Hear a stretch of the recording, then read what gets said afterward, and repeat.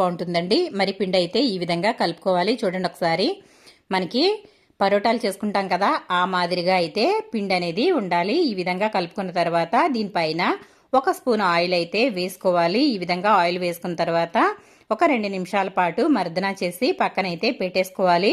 ఇది దాదాపు ఒక అరగంట అయితే నాననివ్వాలండి. అప్పుడే మనకి బటర్ నాన్ అనేది చాలా బాగా స్మూత్గా వస్తుంది.